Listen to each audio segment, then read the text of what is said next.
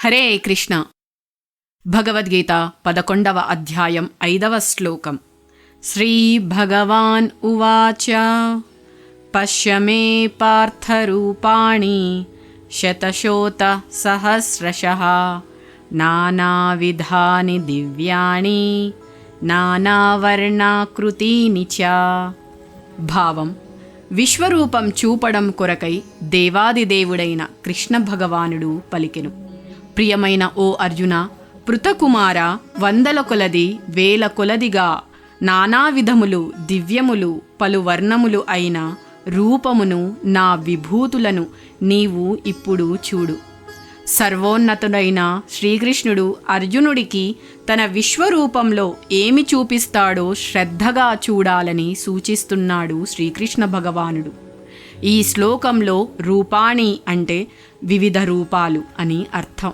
వివిధ రకాల దివ్యమైన రూపాలు, అలాగే వివిధ రకాల దివ్యమైన వర్ణాలు కలిగిన విభూతులు భగవంతుడు అర్జునుడికి చూపించబోతున్నాడు. కృష్ణుడు చూపించబోతున్న ఈ విశ్వరూపంలో వందల వేల కొలదిగా అద్వితీయమైన అతీంద్రియమైన దివ్యములైన రంగులు కల రూపాలు ఉన్నాయి.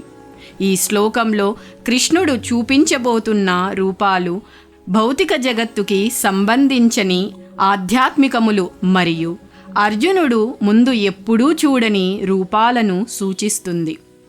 అర్జునుడు శ్రీకృష్ణుణ్ణి విశ్వరూపంలో చూడాలి అని అనుకున్నారు. దివ్య రూపమే అయినప్పటికీ అది కేవలం ఈ ప్రపంచం కోసం చూపించబడింది. అందుకే అది ఈ ప్రకృతికి చెందిన తాత్కాలిక కాల ప్రభావానికి సంబంధించి ఉంటుంది. భక్తుడికి సంబంధించినంత వరకు విశ్వరూపాన్ని చూడాలని ఉత్సాహం ఉండదు. కానీ అర్జునుడు ఆ రకంగా చూడగోరారు కాబట్టి భగవంతుడు ఆ రూపాన్ని చూపించారు. ఈ విశ్వరూపాన్ని చూడడం సామాన్య మానవుడికి అసాధ్యం.